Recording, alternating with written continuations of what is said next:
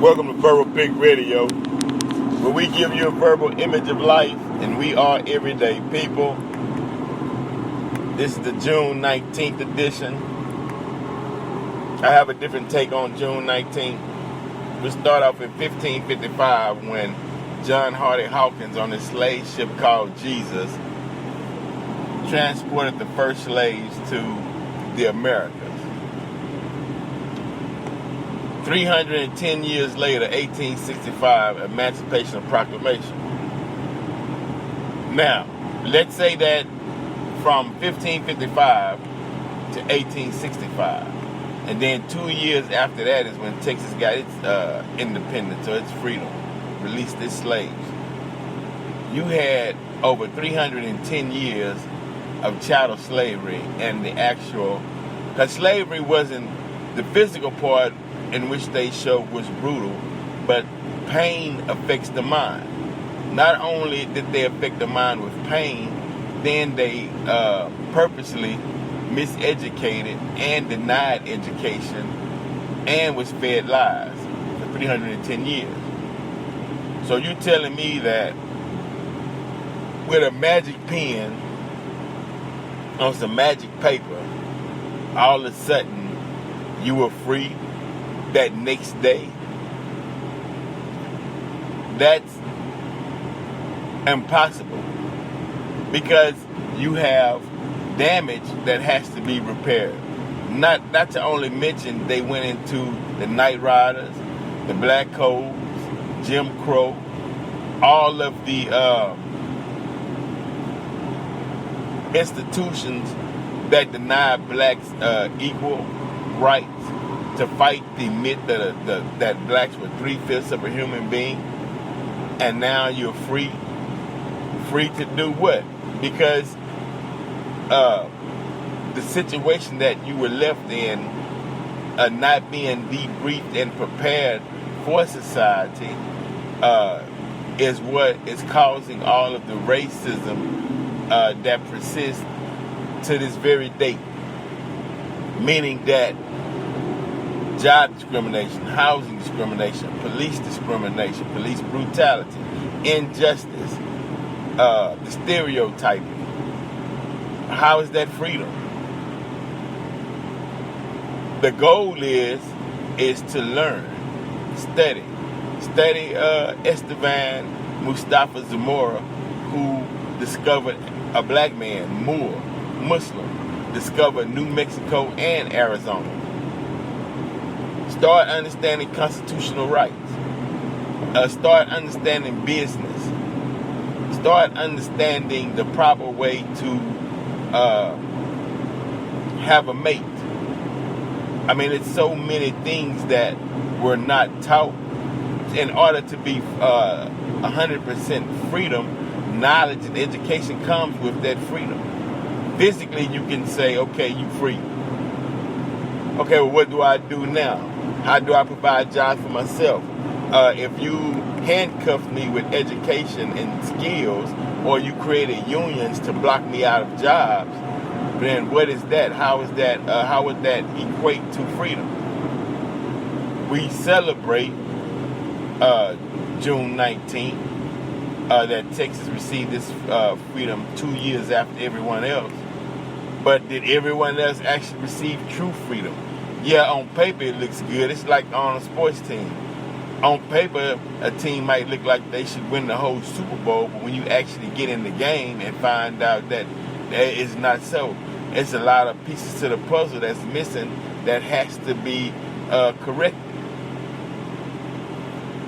Freedom is, no man can give you freedom. You give yourself freedom because it comes from within. So if you're depending on someone else to give you freedom, and if you don't feel free within your heart and your mind, then you're still a slave mentally. And that's the worst kind of slave. Because a mental slave doesn't chart its course or its direction in life. A mental slave looks to others to do for him what he could do for himself. So when we get caught up in, let's celebrate because some person put pen to paper and said, okay, bling, now you free. Well, what about they didn't come stop the night riders? They didn't come stop the brutality. They didn't prepare. They didn't give any reparations. The whole purpose of the 40 acres and a mule was to set an even playing field, but that was never received. Because things has to be done to repair the damage.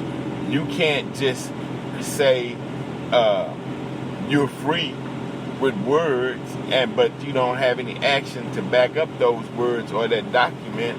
So what is it? We just had in a justice system where the murderer of Philando Castillo went free. We have a young lady that's 36 now, but she went in the prison system at the age of 15, was in the 8th grade at the time, for a crime that she didn't commit. And the injustice and the mishandling of the case was prevalent, and the racism was prevalent. So what are you actually saying when you say that we celebrating freedom? We still trying to repair the damage. We still trying to wash out the stain of slavery that persists to this very date. So are we celebrating the fact that we have opportunities now?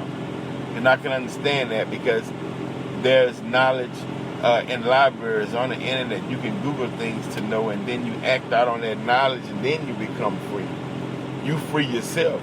No man can free you. You in your heart, you say, no, I'm a individual, and then you do certain things to protect your freedom and you protect your rights as a human being. Then you're free. But someone's saying, you know what? After all the damages that was done, you free to go. But wasn't given any